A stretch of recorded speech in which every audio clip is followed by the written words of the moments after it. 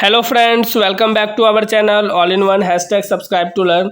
I hope that you all are fine at your home and it's my humble request to follow the COVID protocols so that you can prevent yourself as well as your family from the COVID infections.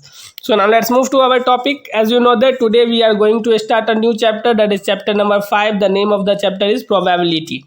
So today's video is based on only the introduction, history as well as the important terms, means some terms related to probability. Only these three things we will discuss in this video. So let us start first of all in the introduction. In everyday life we come across statements, मतलब हम अपने daily life में कुछ statement से सामना करते हैं. पहला है most probable it will rain today. Second है chances are high that the prices of petrol will go up. और थर्ड है I doubt that he will win the race. अब तीनों में आप देखेंगे तो पहला तीनों में मतलब स्पष्ट बातें नहीं कही जा रही है, तीनों में आशंका जताई जा रही है. पहला most probably it will rain today, यानी शायद आज बारिश हो सकती है. चांसेस आर हाई, मतलब जो चांसेस है वो बहुत ज़्यादा है कि पेट्रोल का प्राइस जो है वो बढ़ जाए.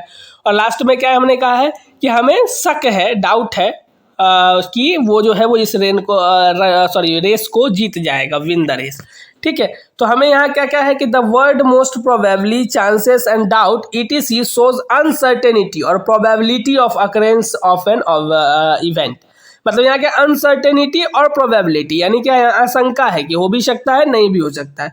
दाउ probability started with gambling. It is now used extensively in science, commerce, biology, कल science and weather forecasting ETC. यानी क्या है कि प्रोबेबिलिटी जो है वो एक तरीके का गैम्बलिंग है, जो कि कहाँ यूज़ किया जाता है, साइंस में किया जाता है, कॉमर्स में किया जाता है, बायोलॉजिकल साइंस में किया जाता है और वेदर फोरकास्टिंग में भी किया जाता है. अब इसका हिस्ट्री क्या है उसको थोड़ा सा पढ़ते हैं. The origin of the subject can be traced in the correspondence between two French mathematician B Pascal, जिनका कि जन्म हुआ था 1623 में और इनकी मृत्यु हुई थी 1662 में, एंड पियरी डी फर्मेट. इनका जो जन्म हुआ था वो 1601 में और इनकी मृत्यु हुई थी 1665 में. यानी काफ़ी पुराने दो साइंटिस्ट हैं फ्रेंच के, दोनों फ्रेंच के मैथमेटिशियन हैं. तो इन्होंने ट्रेस किया था, क्या किया था देखिए. इन 1654 यानी 1654 में a French nobleman and a gambler Charles मेरे asked Pascal to solve certain dice problems. एक और गैम्बलर थे जिनका नाम था चार्ल्स मेरे. इन्होंने पास्कल को कुछ प्रॉब्लम्स डाइस से रिलेटेड सॉल्व करने के लिए दी थी. कब दी थी? 1654 में. तो कभी कभी ये सब क्वेश्चन पूछा जा सकता है, वैसे ये सिर्फ आपके नॉलेज के लिए है, एग्जामिनेशन पर्पस के लिए नहीं है. ठीक है, pascal solve this problem in A collaboration with format. इन्होंने क्या किया, फर्मेट के साथ मिलकर इस क्वेश्चन को सॉल्व कर दिया. डच साइंटिस्ट हाइजेंस, जिसका जन्म हुआ था 1629 में और मृत्यु हुई 1695 में, wrote the first book on probability. इन्होंने सबसे पहला बुक प्रोबेबिलिटी पे लिखा. इन 1730 a more comprehensive book was written by J Bernoulli. J Bernoulli थे. थोड़ा सा अभी सर्दी है फ्रेंड्स, इसलिए थोड़ा सा आप लोग देख रहे हैं कि आवाज़ जो है वो बीच बीच में थोड़ी सी फंस जाती है. चलिए, तो 1730 में एक कॉम्प्रिहेंसिव बुक लिखा गया जे बर्नौली के द्वारा. अब इन 1748 में क्या हुआ, A De Moivre published his book the doctrine of chances. The doctrine of chances book publish किया गया किनके द्वारा? एडी मोइवर के द्वारा, जो कि 1748 में. और फिर 1812 में Laplace published his book analytic theory of probability. उसके बाद लैप्लेस ने भी किया. यानी इसमें हम लोग सिर्फ हिस्ट्री पढ़ रहे हैं, पॉइंट बाय पॉइंट, किसने कब क्या किया, बस वही. In the 20th century important contributions were made by Russian mathematician A. Markov and A.N. Kolmogorov. ठीक है, ये दो साइंटिस्ट है रशियन, जिन्होंने क्या किया 20th century में भी काफ़ी कंट्रीब्यूशन दिया, इंपॉर्टेंट कंट्रीब्यूशन प्रोबेबिलिटी के क्षेत्र में. This days probability theory is extensively used in various fields. और अब प्रोबेबिलिटीज थ्योरी जो है वो काफ़ी वेरियस फील्ड्स में यूज़ की जा रही हैं. ठीक है, ये इनके कुछ हिस्ट्री थे कि प्रोबेबिलिटी कहाँ से आया, कैसे क्या इसका जो उत्पत्ति हुआ, उससे पहले हम लोग पढ़ा था कि प्रोबेबिलिटी आखिर होता क्या है। अब कुछ इससे रिलेटेड टर्म्स पढ़ते हैं। इसमें सबसे पहला क्या है, एक्सपेरिमेंट। एक्सपेरिमेंट मतलब क्या है, an operation which can be produce some well defined outcomes is called an experiment, each outcome is called an event.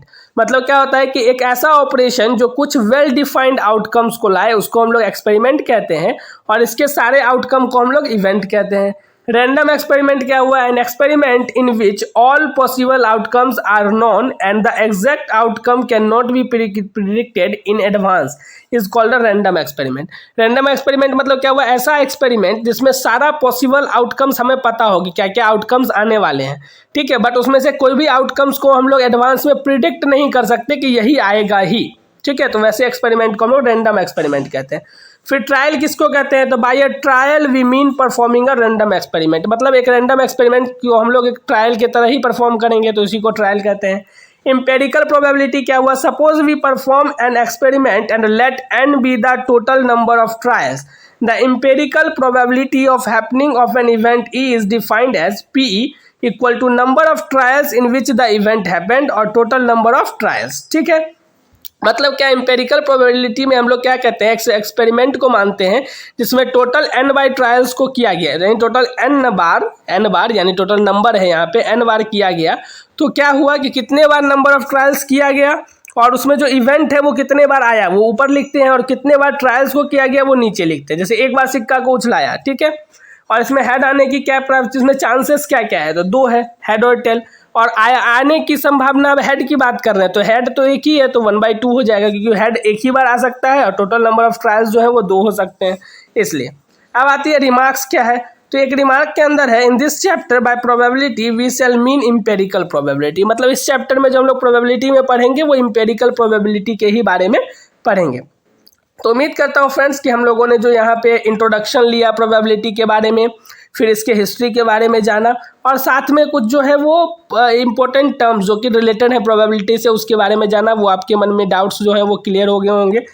तो नेक्स्ट वीडियो में जब हम लोग इसके बेसिक क्वेश्चंस, इंपॉर्टेंट क्वेश्चंस को डिस्कस करेंगे तो उम्मीद करूंगा कि आपको वहाँ कोई कन्फ्यूजन्स नहीं होंगे, क्योंकि अभी जो आपके मन में जो बेसिक टर्म्स से रिलेटेड क्वेश्चन थे और साथ व साथ कि प्रोबेबिलिटी क्या होता है, प्रोबेबिलिटी का हिस्ट्री क्या है, कहाँ से स्टार्ट हुआ, क्या हुआ नहीं, वो सारा चीज़ आप समझ चुके हैं। ठीक है फ्रेंड्स, तो हम लोग अब नेक्स्ट वीडियो में मिलेंगे। तो नेक्स्ट वीडियो में हम लोग बेसिक क्वेश्चंस और इंपॉर्टेंट क्वेश्चन सबको आगे डिस्कस करेंगे इस चैप्टर के अंदर।